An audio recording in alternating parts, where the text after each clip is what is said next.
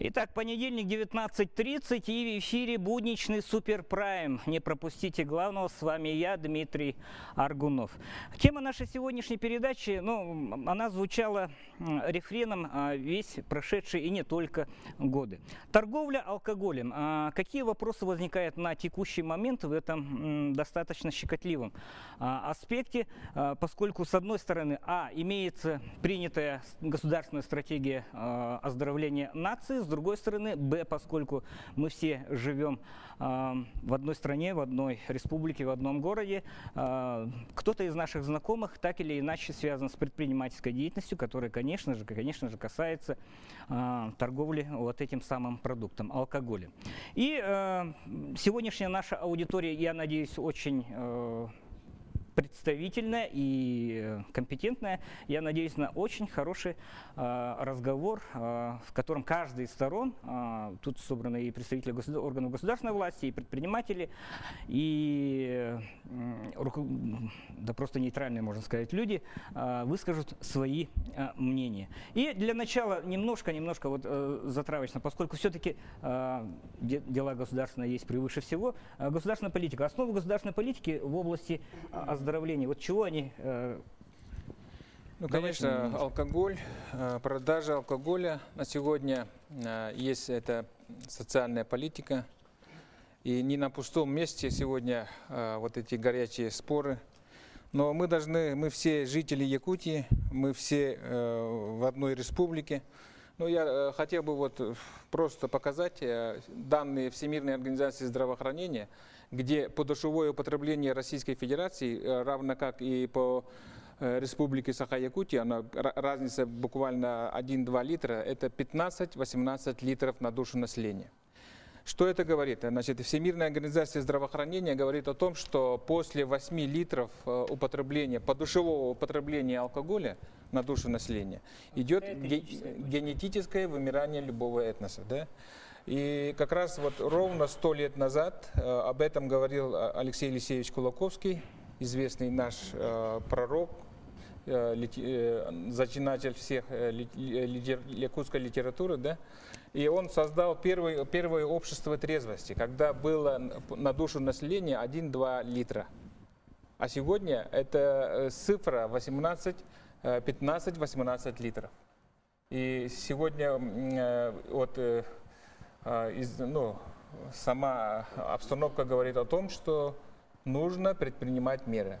И в Российской Федерации в 2009 году принята концепция по снижению масштаба употребления алкогольной продукции.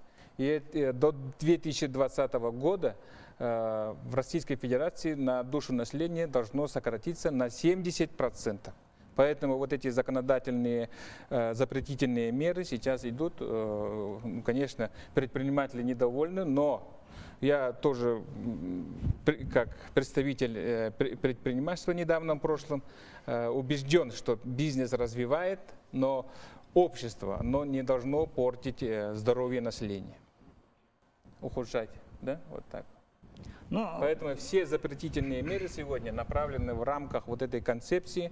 И по данным Всемирной организации здравоохранения, да, действительно у нас ситуация очень сложная. Я бы хотел режиссера попросить немножко уровень послушки мне в ухе снизить. Матвей Иванович, хорошо, я понял, что снижение до 70%, это неизбежно. То есть государство нам устанавливает такие правила, и в каком году вы сказали, это должно произойти? В 2020 году должно снизиться, да, по сравнению с теми показателями, которые я сказал, на 70%. 70%? Да. Там два этапа. До 2015 года 15%. 2013 года. Да, а потом 55%. Но первый этап уже провалили. Да, провалили. Да. Поэтому так что осталось 55%, видимо. Поэтому вот сфера, когда мы говорим о защите прав предпринимательства, да, и как раз если на один уровень ставим права предпринимателя, который занимается реализацией алкогольной продукции, это не одно и то же. Когда идет как раз концепции, так и говорится Владимиром Владимировичем Путиным, что интересы защиты здоровья и жизни граждан, да, это и есть приоритет по отношению к интересам участников алкогольного рынка. Немножко иная трактовка была сегодня утром у Елены Карловны, специалиста вашего департамента. Да, она сказала, интересы народа в целом должны превалировать над экономическим благополучием и здоровьем граждан. Я не пойму, вот как сидящих здесь предпринимателей не назвать представителями народа. Просто вот это непонятно. Вот уточнить нужно. Речь не идет. Это очень рискованная часть предпринимательства, торговли алкоголем. Потому что алкоголь, это по утверждению Всемирной организации здравоохранения еще в 1975 году установлен, как алкоголь есть наркотик, подрывающий здоровье населения. Как мы можем называть тут? Как мы можем относиться? Мы же, давайте посмотрим со стороны, да?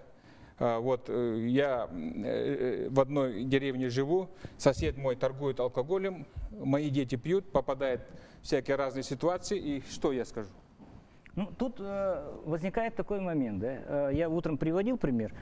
Буквально 2 дня назад источник газета.ру приводит слова Владимира Владимировича Путина, да, о том, что, поскольку момент тревожный, нужно, ну, видимо, имеется в виду экономический кризис всемирный и так далее, ну, и в России также, да, нужно усиливать сборы в бюджет с помощью устаканивания, скажем так, акцизных сборов.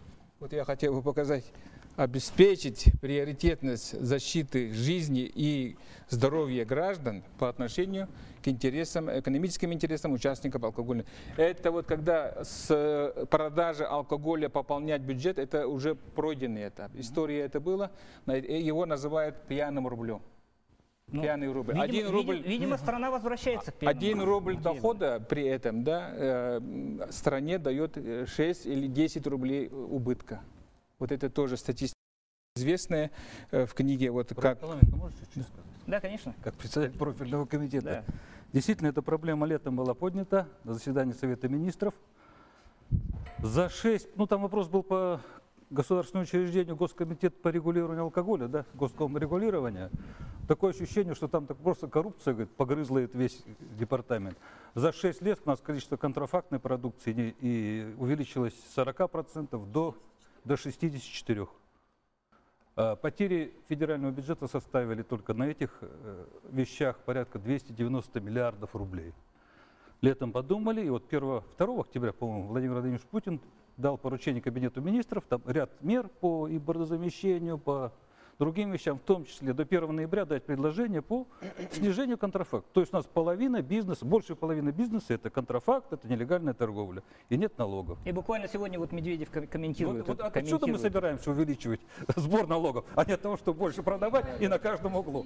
Проблема нелегального бизнеса. Смотрите, предприниматели согласятся. Здесь, смотрите, вот с этим. Давайте, вот я хочу, вот сейчас я никого не виню, да. Просто предприниматели могут и не знать, что это... Многие думают, что алкоголь – это пищевой продукт, это легальный наркотик. Да? Сегодня, смотрите, что приводит. Вот, высокий уровень заболеваемости и смертности от сердечно-сосудистой. Это все связано с алкоголем. Да? Низкий уровень средней продолжительности, высокий уровень пьяной преступности, ДТП. Сегодня в России, да, только за год умирает 8 тысяч экономически состоятельных людей. Это в основном мужского населения. На ДТП, пьяные ДТП. Да? Значит, высокий уровень семейного неблагополучия, разводов, социальных сирот, которые сейчас государство должно поднимать, и неконкурентоспособность местного населения на рынке труда, о чем мы всегда говорим. И все это самая малая часть, которую дает вот этот алкоголь. Хорошо, мы вернемся вот к недавно прошедшему форуму предпринимателей, да, где проблемы и вопросы, касающиеся торговли и продажи алкоголя, это может быть и предприятия общепита, и розничные сети, да, вставали достаточно остро. Вот кто из вас, из Ассоциации рестораторов или из Координационного совета по предпринимательству может прокомментировать? Ну, я могу, в принципе, прокомментировать. Почему? Потому что хотелось бы сказать и отметить, что в городе создана комиссия, межведомственная комиссия, куда включены все контролирующие органы. И данная комиссия ходила, проверяла практически все лето округа по выявлению нелегальной продукции и торговли этой нелегальной продукции. Так вот, я хочу из 128 предприятий, которые мы проверили, а мы как брали? Не то, что вот заходили в отдельно какие-то стоящие магазины, а мы брали улицу и проходили по этой улице сплошняком. Есть предприятия, заходим и смотрим, разговариваем. Так вот, со 128 предприятий 70% нелегальны. И практически сауны, мойки, гаражи, они все продают пиво. И причем в гаражах они делают еще, я вот хотела принести как раз флешечку с фотографиями, где конкретно, не стесняясь, пишут большими буквами «рыба» и «пиво». Мы о какой торговле говорим, какую мы запрещаем? Мы-то запрещаем легальную торговлю. И мы, в принципе, все усилия, как мы это выяснили у контролирующих органов, все направлены на легальный бизнес. Они сами расписались в своем бессилии проверить, принять какие-то меры по борьбе с нелегальным бизнесом, ссылаясь на 294 закон. Мол, как мы будем заходить в какое-то предприятие и проверять его, потому что мы не имеем права туда зайти. Нет в реестре, и, извините, работайте, торгуйте чем хотите и как хотите. Но ведь мы же поднимаем вопрос о пиве, это приравняли к алкоголю, значит, надо ходить и проверять, надо бороться. Этим делом должны заниматься правоохранительные органы. Они тоже говорят, у нас есть 294 закон, мы тоже не имеем права ходить и проверять. Получается парадокс. Мы вроде бы и ведем борьбу, а проверяем-то те, которые у нас имеют лицензию. А с теми, кто нелегально продает и кто занимается контрафактом, мы принять меры к ним никакие не можем. Так что мы хотим-то? Я хочу сказать, что и эти цифры я озвучивала. У нас борьба-то с потреблением не ведется, у нас реализация ведется с 2014 года. 2014 год. И еще слова очень интересные были профессора Веденеева, когда он написал «Опыт принудительной трезвости». Уже в 2014 году поднимались эти вопросы, как можно принудительно запретить потреблять или реализовывать. Невозможно это сделать. Пирогов еще говорил в 2015 году, что насильно нельзя запретить употреблять. Естественно, это все должно идти с семьи. Вот сейчас мы запретили торговать в продовольственных магазинах и торгуем только у нас в алкомаркетах. Ну, извините, если мы вешаем таблички, что нельзя заходить с мороженым в одежду, нельзя заходить с собаками в продовольственные, то сейчас пору заказывать таблички «нельзя заходить с детьми», потому что они идут с детьми в алкомаркет. И не скажешь им «нельзя же, мы же продаем здесь алкоголь, пиво и прочее». Так, скорее всего, что надо бороться не с легальным бизнесом, а принимать экстренные меры борьбы именно с нелегальным товарооборотом и вести разъяснительную беседу в семьях. Вот это будет правильно. Между тем есть мнение противоположное. Алексей, вы как человек, который достаточно широко социализирован, да, вы отмечаете, что в спортивных залах очередь, Да. что бегать негде. Да. Что молодежь больше не тусуется по подъездам и как бы проводит свободное время на велопрогулках, чему я несказанно рад. Человек утверждает? Да, ну вообще в 2010 году, когда я в самом популярном интернет-форуме Якутии разместил обращение о том, что необходимо принимать меры против продажи алкоголя неограниченного, я собирал виртуальные подписи, и огромное количество якутян буквально требовали, чтобы вот эту неконтролируемую торговлю алкоголем как-то, значит, привести в норму, когда можно было на каждом шагу, вы помните, как это было? Можно было купить на каждом шагу в любое время суток, на каждой остановке это продавалось круглосуточно. И когда идешь по городу, молодежь сидела на этих подъездах и пила пиво. Это вот еще было, 2009 год возьмите, там, вспомните. С 2010 года начали приниматься меры, которые до сих пор, вот последние законодательные, значит, инициативы, которые реализованы, они, в том числе, вот эти требования были в том нашем обращении в сентябре 2010 года, это было обращение, а указ был принят 20 сентября, по-моему. Вот. Сегодня мы видим, картина меняется на глазах. Вот огромные спортивные объекты, которые в Якутске построены, Триумф, Дохсон, гигантские объекты. Когда они строились, я думал, кем они собираются их там забивать, кто туда будет ходить, мне так казалось. Сейчас я посещаю регулярно и бассейн новый, вот Чолбон, да, и Триумф и так далее. Я вижу, что там нет мест. В качалку приходишь, там негде стоишь, ждешь вот этот тренажер, потому что молодежью забито все. Бегать хочешь по этому Триумфу, там дорожек не хватает побегать. Приходишь на стадион Юность, стадион Туймада утром бегать. Люди бегают в огромном количестве, толкотня возникает. С употреблением все-таки борьба ведется, да? Да, раньше этого всего не было. Спортом вот так люди, как сейчас, не занимались. Я считаю, что это результат вот этой политики, которая ведется. И это очень хорошо. По поводу 5 копеек внесу.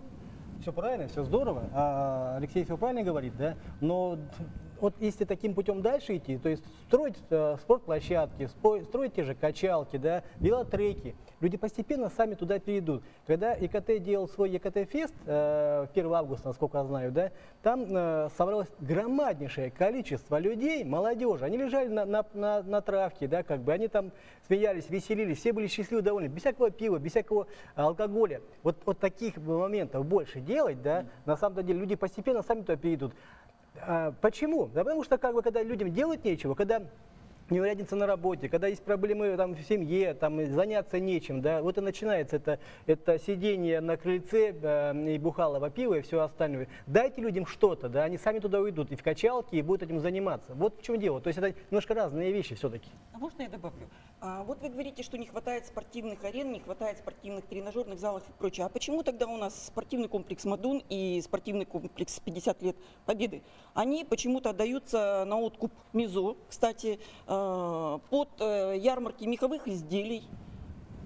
И используются не по непрофильное назначению, а мы использование говорим спортивных о сооружений. том, Да. что у нас не хватает. Как руководителю бывшему управлению физической культуры и массового Нет, спорта. Да? давайте не будем отходить от темы разговора.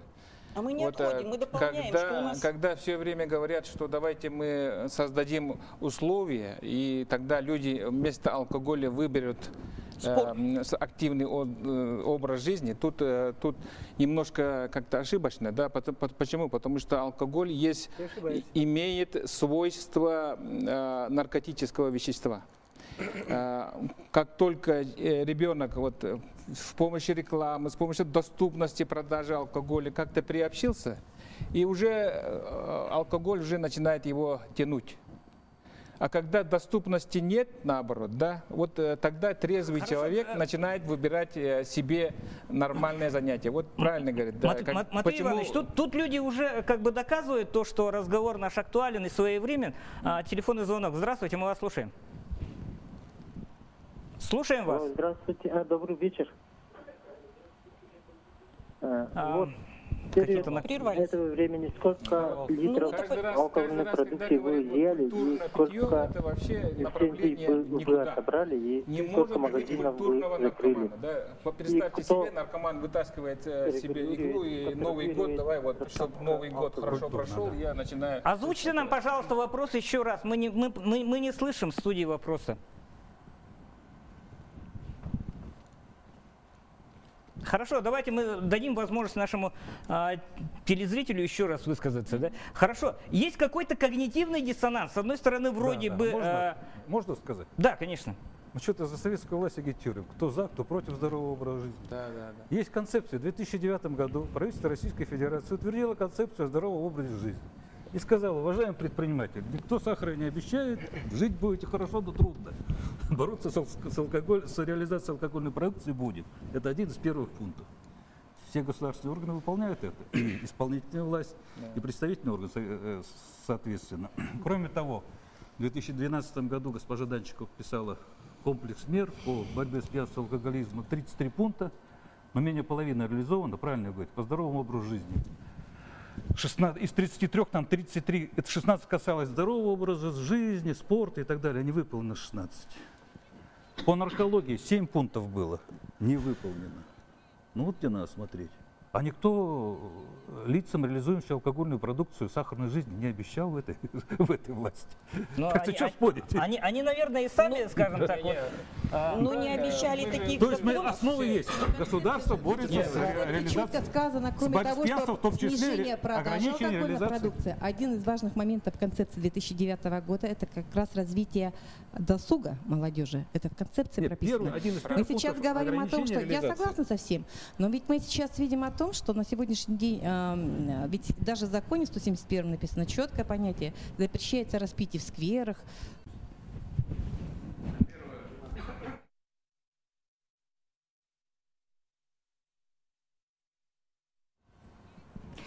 И вы, дорогие телезрители, не поверите, что творилось здесь прямо во время рекламной паузы. Страсти продолжают расти, еще не накалились, но градус нашей дискуссии повышается. Еще бы сегодня самое ни на что есть актуальное.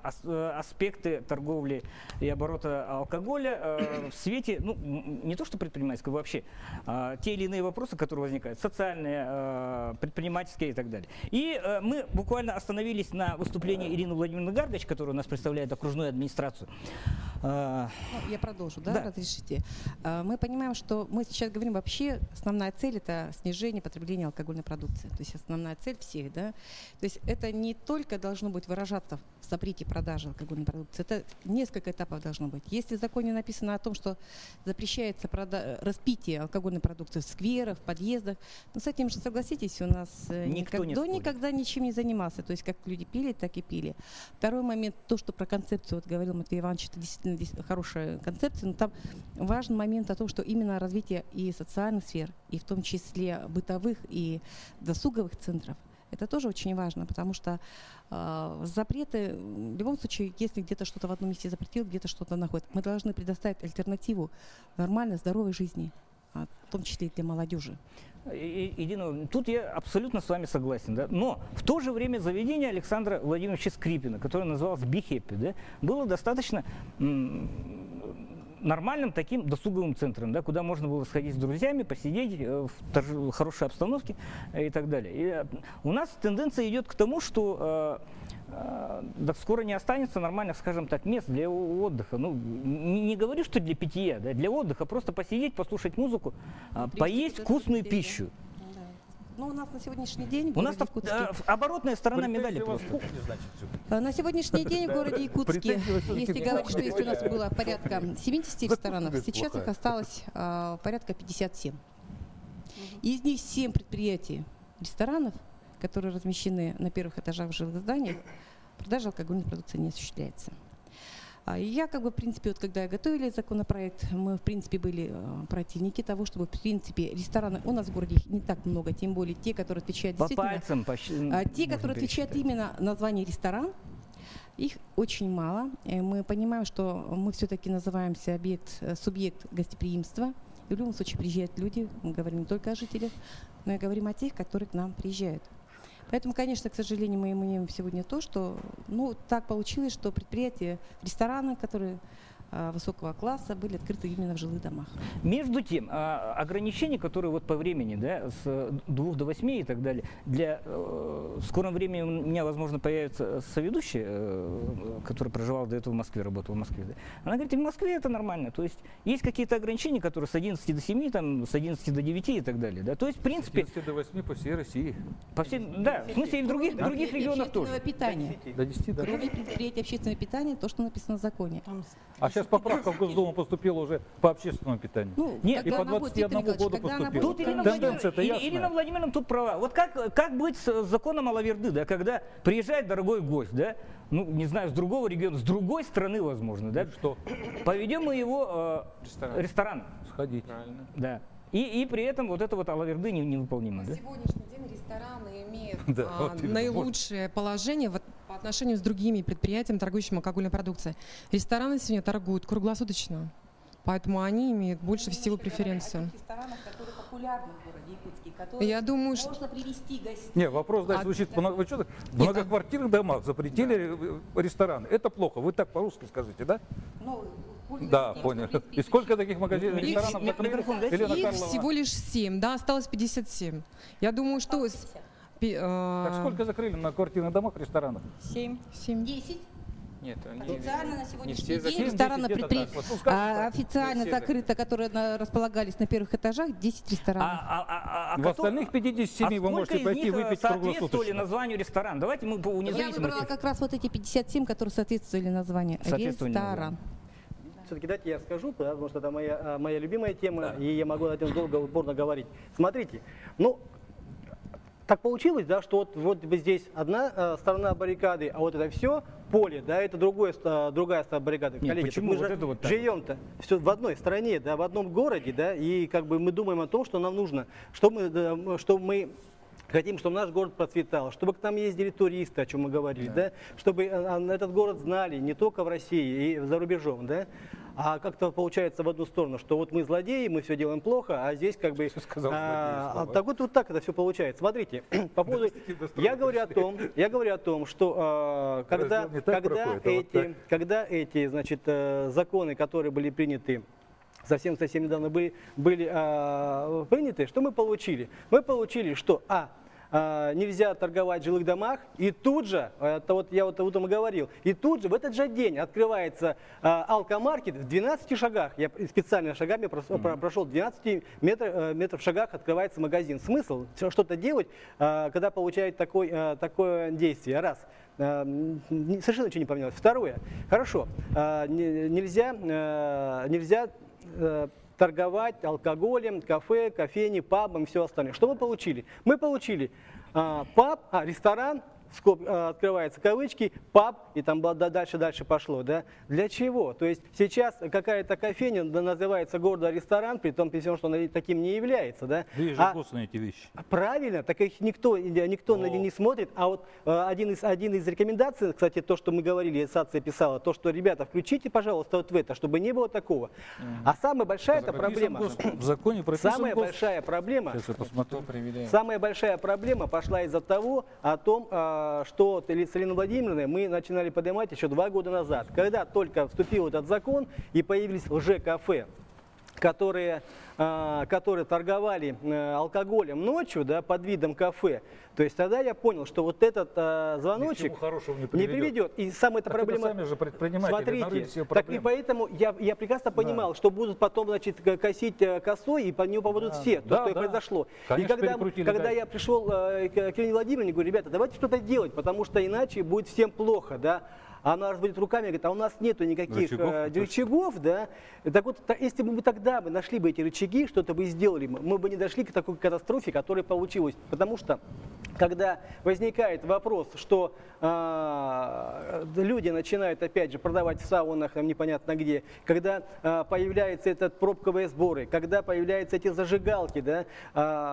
Совсем недавно зашел к одной коллеге в ресторан, в четкий формат А4 написано, белая зажигалка — это бокал вина, красный, то есть вы покупаете зажигалку, вы покупаете красную зажигалку — это красное вино, там покупаете синюю, там какую-то зажигалку, это бутылка водки. Нет, на самом-то деле это что? Формально это не нарушение, но зачем унижать, во-вторых, самих рестораторов? То же самое, что пробковый сбор, на самом деле, это не формально, это не запрещено, но представляете, ситуацию, да, идет молодой человек с девушкой на свидание, да, берет бутылку французского вина, ложит ее в карман и каким-то образом сидит и прячет. Ну это же это унижение людей, так я считаю. Нормальный ресторан, где продают французское вино и пить хоть до утра. Какие рестораны? Которые не расположены в жилых зданиях, да? Виктор Николаевич, давайте я к вам обращусь вот с таким достаточно откровенным вопросом. Как автору вот второй части инициативы, да, одному из... Инициатива правительства была, я только поправки давал. К одному из авторов поправок, которые вот буквально летом включились. Да? Правда ли, что вторая часть поправок была инициирована достаточно агрессивным маркетингом со стороны тех представителей рынка, которые торгуют алкоголем? Вторая часть — это про что? Про рестораны? Про рестораны, про... Первоначально эта поправка звучала так: запретить реализацию алкогольной продукции на вынос в потребительской таре. Тут сразу открываешь, и столько дырок появляется. То есть бетончик нельзя, открытую бутылку можно. Мы подошли очень просто, предприниматели напросились на это. Мы понимаем, что дырок оставлять нельзя. Опять начнется это же хулиганство с псевдокафе, когда 2 столика, 2 пластмассовых стаканчика, а тут пиво рекой рвет. То есть нет, у вас алкомаркетов, и мы закрыли все вопросов нет, да? Закрыли дырочки по кафе и в ресторанах. Я честно говорю, перекрутили гайку, да? Смотри, сразу на 5 лет вперед. Согласен, да? Но мы же прекрасно понимаем, что рестораны, да, как бы, то есть я считаю, что честные рестораторы, да, вот они-то на самом деле не делают эти лжекафе, они действительно делают полный... Продавали они, пострадали. Правильно, вот что дело-то. Но я сейчас как представитель все-таки ресторанов, да, и теперь смотрите. 2 столика. Виктор Николаевич, подождите минуточку. Так вот, с этими фальш-кафе можно было бы разобраться в течение 2 месяцев. Было бы желание государственных органов. Вы извините, существуют ГОСТы точно так же, как и на ресторан. прийти, посмотреть ГОСТ, ты абсолютно не готов, закрыли, Город наказали, точно так же говорит, нет у нас А вы, естественно, закрутили сейчас гайки, что мы сейчас сидим, предприниматели и Во-первых, контролирующие давайте органы. расставим все точки над «и». Мы не закрываем рестораны. Там в некоторых... Они, естественно, сами закрываются, еще работают, будут эти рестораны закрываться. как работали, так работают. Понятно, что... Там запрещено торговать алкоголем. Но мы должны все понять, что законы принимаются с презумпцией добросовестности предпринимателей. Если предприниматели находят уловки и пытаются нечестным образом обойти закон, то, извините, принимается более жесткий закон, и предприниматели должны к этому быть готовы. Вот и все. Так и было. Ну, это прозвучало в самом начале. Я адресую следующий вопрос. Вот, получается, к ресторанам есть претензии, а к алкомаркетам претензий нет, получается. Да? Но я как рекламщик, как пиарщик, да, я более чем могу сказать, вот эти увеличения вывесок, да, так называемые, ну, в частности, вот у Ремикса, возможно, у Шанса и так далее, они не могли вызвать ответную реакцию вот со стороны, скажем так. То есть вот это вот закручивание гаек, согласитесь, Жан Игоревич? Согласен. Согласитесь, что маркетинг у алкомаркетов пошел немножко агрессивный после того, как вступили ограничения. Раньше же были такие тихие маленькие магазинчики, которые назывались Ремикс, Шанс 2, Исток, Алмаз. Да, они были. А тут они увеличились в размерах, получается. Да? Чем это вызвано? Давайте вот ответьте вот на этот вопрос. Да? Ну, на самом деле, есть предположение такое, что все это увеличение произошло, опять же, по причине очередных ограничений. Просто элементарный пример. Я все время слушаю статистику, я смотрю таблички, все здорово, вопросов нету. Ну, может, это и так и есть. Но по факту я понимаю, что после того, как приняли ограничения по времени, потом с 1 августа приняли ограничения по алкомаркетам, потом по ресторанам и так далее, и так далее. После этого велась какая-то статистика. Насколько я знаю, по своей статистике, да, я работаю в бизнесе уже 6-й год, я знаю, что контрафакт только увеличивается. И в законе, у меня с собой здесь специально вырезка есть, да, я сегодня специально залез, почитал, в законе написано, что с контрафактом надо бороться в первую очередь. 40% алкогольного рынка потеря из-за контрафакта. У нас этой борьбы как таковой нет. Мы слышим разовые какие-то результаты, там партию чуть-чуть остановили, здесь чуть-чуть остановили. А то, что творится у нас в районах, ну... Контрафакт растет по всей России, по вне всей зависимости от ограничительных мер. Можно взять, использовать средства от тех же предпринимателей, которые готовы работать в этом направлении. Здесь хорошо, подождите, а есть такой момент. Вот с 1 августа вступил в силу этот закон. А статистика в части уменьшения вот пьяных выступлений, но в месяц все равно, Виктор Николаевич. А когда наступит? Вот это Я вот человек правильно почитал закон. И действительно, там есть поручение правительству Республики Саха-Якутия. Во-первых, государственных пример-то подайте. Вы все же говорили государственные предприятия. Пусть перестанут заниматься реализацией алкогольной продукции. Такой пункт мы внесли по вашему предложению. Далее вы говорите по установить правила равные для всех, да? Предложение рекомендовать исполнительным органам власти Республики Саха-Якутия, ГУПам и предприятиям, где более 50% акций принадлежит государству, отказаться от реализации алкогольной продукции и представлять инфраструктуру для ее реализации. Нормально? Нормально. Второе. По контрафакту. Разработать комплекс мер по борьбе с контрафактной продукцией. Третий пункт, там, ну, надо посмотреть. Нет, вы правильно задали. В августе приняли, в июне приняли мы этот закон, мы были на каникулах. Я только вышел с каникул, написал депутатский запрос председателю правительства Данчиковой. Как вы это исполняете? Жду ответ и представлю вам эти данные, как исполняют. Я думаю, что, ну, во всяком случае, ну, с ГУПами надо решать. Нет, тут понятно, тут законы рынка. Были ограничения, а алкомаркеты решили наверстать упущенное при помощи более агрессивной, скажем так, конечно, надо же как-то нагонять было свою прибыль. Далее, по статистике вы говорите, мы алкомаркеты внедрили с 1 января 2015 года, и за первый квартал были же данные, потребление крепких алкогольных напитков снизилось на 20%, и на 24% выросло потребление пива. Реализация пива, извините. Реализация. Виктор Николаевич, нет. Минсельхоз есть данные РАРа. Работает, да? Да. Есть данные РАРа, которые говорят наоборот, что крепкие алкогольные напитки, они вообще никак не уменьшаются, не увеличиваются. У нас справка Минсельхоза лежит. Ну, у нас тоже как бы есть такие данные. Да? Это такая статистика есть, мы представляем. Я понимаю, что вы можете использовать статистику так, как вам угодно. Да? Ну вот я говорю, то, что у нас есть... Эти данные подаем лично мы. Мы лично, мы РАРу, понимаете? И по этой статистике, по реализации... Вы даете только статистику, а дело в том, что предприниматели подают точные данные в систему, да? И, соответственно, эта система, как бы, она видна. Видна, да? И, соответственно, мы видим, там Автоматизированная идет, система. на самом деле, Так они реализация. нам подают эту информацию. Понятно. Ну, как бы мы работаем в алкогольном бизнесе, мы, наверное, тоже, ну, как понимаем, да, о чем мы говорим. Так вот, что касается статистики, да, то где-то 8-9, по-моему, да, Матвей Иванович, потребление на одного человека сейчас в России. Включая младенцев. Это понятно, на душу на одного человека в год. 8-9 литров, да, не 16. Но есть другая страшная статистика, по-другому на считает. сегодняшний момент одна из компаний, которая занимается производством и торговлей алкоголя, да, она говорит о том, что сейчас правильно в России, и в том числе в Якутии, и, ну, в республике, контрафакт растет ну, с громадной скоростью, да, и он превышает сейчас 50%. То есть на каждую легальную бутылку продается нелегальная бутылка. И вы разбудили, к сожалению, этого страшного змея. По одной простой причине: вы убиваете легальную торговлю алкоголем. Я не говорю, что это хорошо или плохо, да? Я читал 2009 года постановление вот это вот, ну, как это называется? Государственная концепция. Да, государственная концепция до 2020, с 2009 по 2020 год, где там есть 3 статьи, ну, то есть 3 направления, да. А это все идет, как бы, это все с успехом проваливается государственными властями, да. Почему? Потому что вы не берете себе в союзники легальных предпринимателей. Вы, наоборот, их отталкиваете от себя, да, говоря то, что вы зло, вы торгуете наркотиком, хотя маленькая ремарочка, что алкоголь не является наркотиком по одной простой причине: он не включен в список наркотических средств. Давайте сразу говорим, государственная политика призывает нас ограничить реализацию алкоголя, а мы опять начинаем с истока. Есть нелегальная торговля, с которой нужно бороться, да? Так мы в постановляющей части Госсобрания ЛТМ приняли это. По нелегальной давайте посмотрим. По нелегальной давайте немножко статистики, Матвей Иванович. Я задам убийственный вопрос для всех. Действительно, вот когда предпринимателями разговариваем, и все время вот на кону стоит, что нелегальный оборот, там бутлегерство растет, все это так страшно, да? А мы все-таки пошли другим путем. Спросили самих покупателей, ну, население города Якутска, соцопрос, и смотрите, 52% покупает алкоголь в установленное время.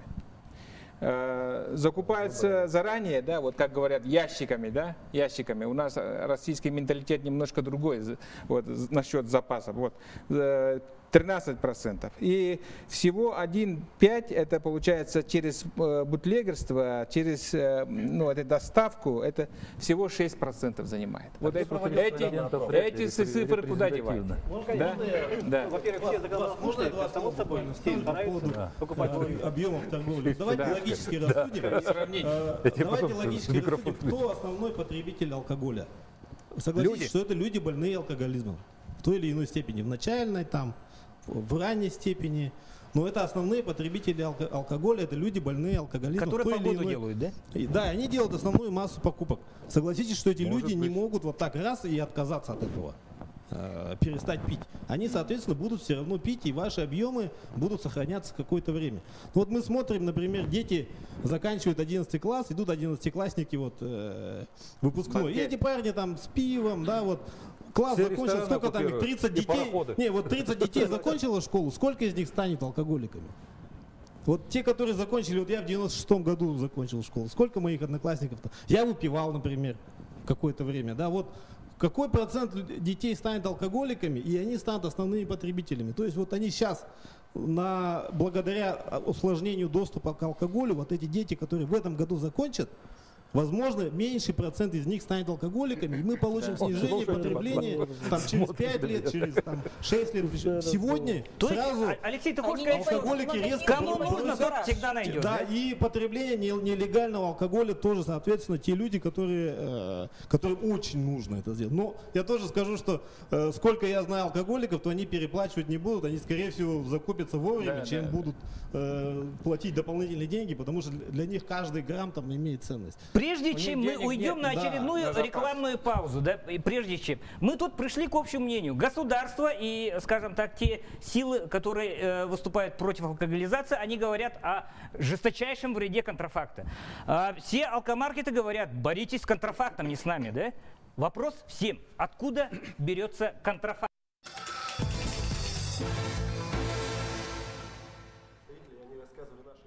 И мы продолжаем бурное обсуждение вопроса алкоголя, торговли алкоголем, общепития, в розничной сети, о мерах по уменьшению потребления алкоголя. И самое главное, мы закончили предыдущий блок тем, что вопросом, который, ну я не знаю, только прямо в глаз пустыни, да?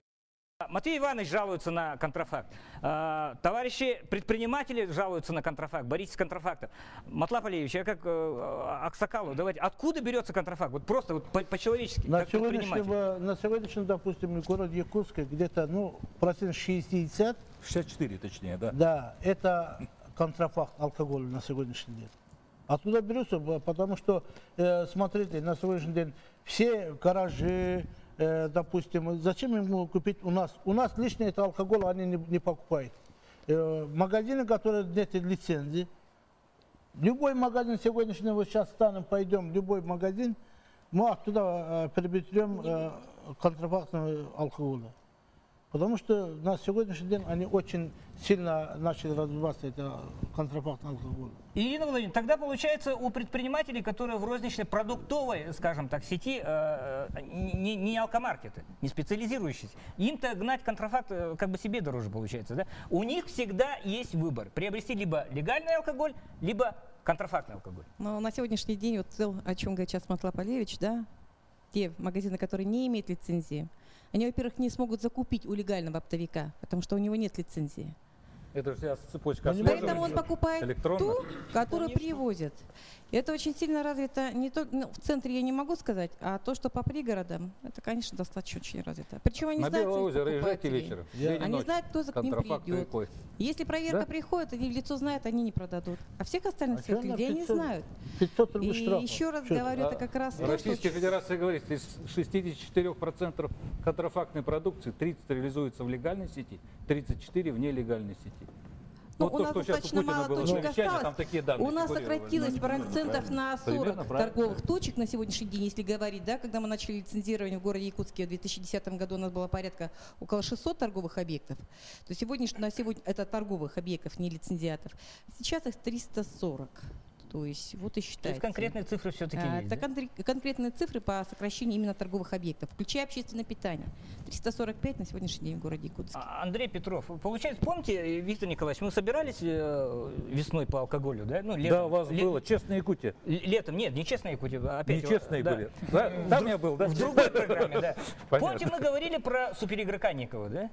Некого суперигрока, который все больше и больше позиций захватывает. У меня такое ощущение, что этим суперигроком является просто подпольный бизнес, скажем так. Да? Ну да. Ну, где-то я могу сказать, соглашусь с этим, потому что, могу сказать, на протяжении этого времени мы пытались до правительства донести эту информацию, чтобы они нас услышали. Но почему-то могу сказать, вот только сейчас я в этой студии слышу о том, что здесь звучат слова «контрафакт». То есть надо бороться с контрафактом.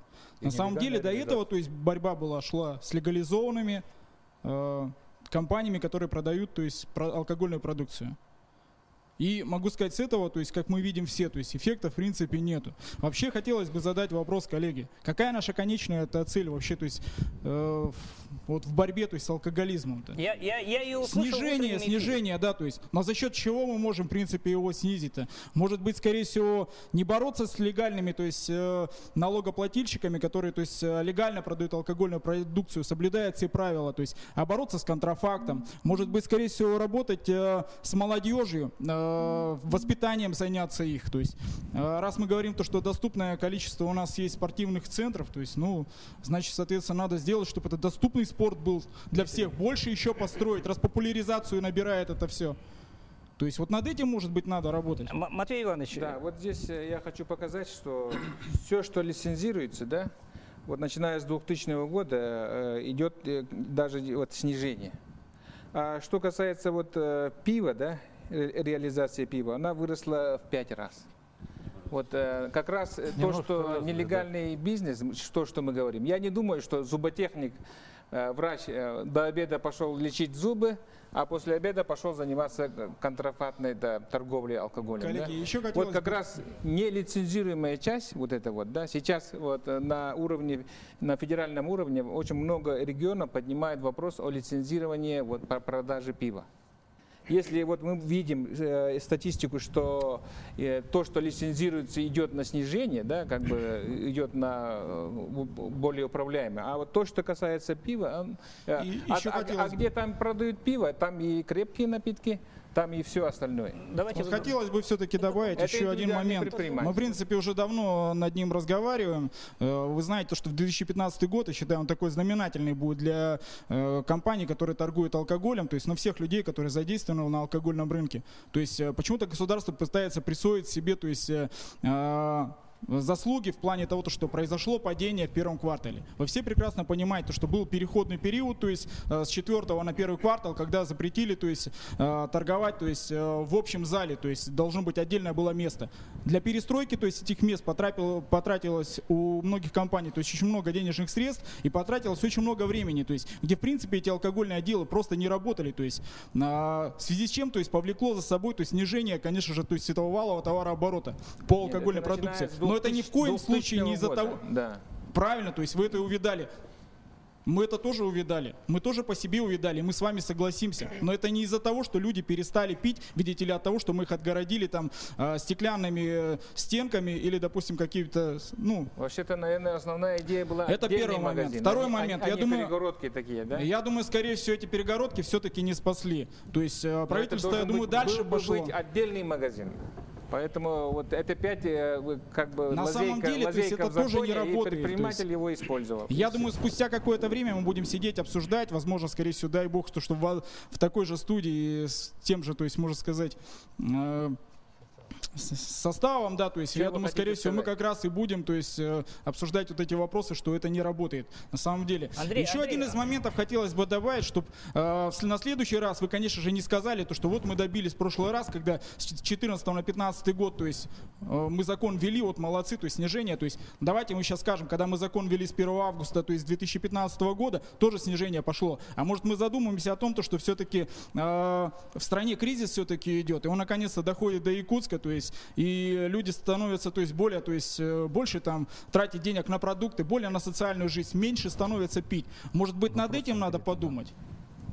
Давайте. Тут, Елена Карловна, позвольте мне все-таки воспользоваться правом тамады, да, поскольку все-таки предыдущая мысль прозвучала у Андрея. Андрей сказал, конечная цель какая? Матвей Иванович. Реализация государственной политики по ограничению реализации, по борьбе с пьянством и алкоголизмом. Виктор Николаевич, я в утреннем эфире от Елены Карловны услышал этот ответ.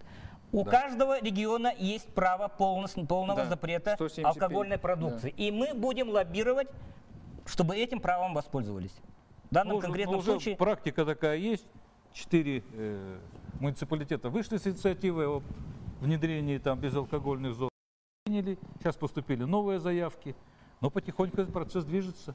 Но, как сказал наш спикер абсолютно точно, мы запрещаем реализацию алкогольной продукции на территории данного муниципального образования, но не потребление. Разные вещи.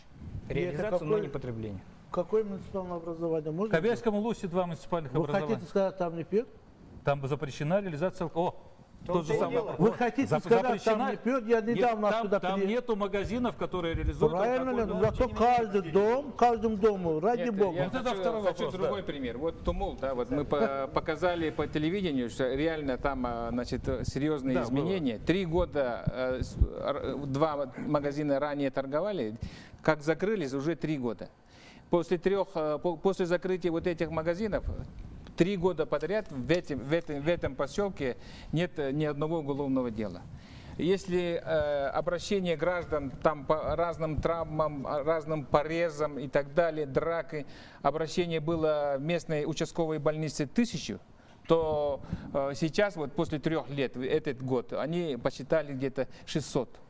То есть почти в 2 раза снижение. И вообще, тут словами все не передать, очень хорошие положительные изменения. Вот, значит, Матвей Иванович, это мы понимаем, да? Да. Ну, вот, поверьте мне, я человек абсолютно не пьющий, лет уже 20, да? Но иногда у меня бывают такие потребности, ну, поставить что-то такое в знак, не знаю, может быть, не то, что признательности там и так далее. И я вынужден, ну, обращаться к представителям алкогольного рынка, да? Вынужден. Поскольку я не себе, Я как бы... Вы себя не травите, а травите своих друзей. Насколько это справедливо? Ну, понимаете, вот употребляет ли Алексей алкоголь? Это личное дело, получается, Алексей, а не меня, как скажем. Я хочу задать вот коллегам вопрос, да, вот. Да, и вопрос будет риторический. Да, я бы рад был услышать, что хорошего дает алкоголь. Мы же сейчас говорим не про... Да. Мы уже обсудили это. Это что за риторический действительно вопрос? Ничего хорошего. Ничего поддерживает алкогольная продукция. Остается буквально 20 секунд. Получается, опять собрались, поударили. Умное слово, скажу, да? Мы реализуем государственную программу борьбы с пьянством и алкоголизмом. Первый этап – ограничение реализации. Второй этап – борьба с нелегальной и контрафактной реализацией алкогольной продукции. Но давайте перейдем к этому пункту. Все, давайте, режиссер требует буквально прекратить эфир. Это была программа «Не пропустите главного». И тема на сегодня была торговля алкоголем. Вопросы, которые возникают.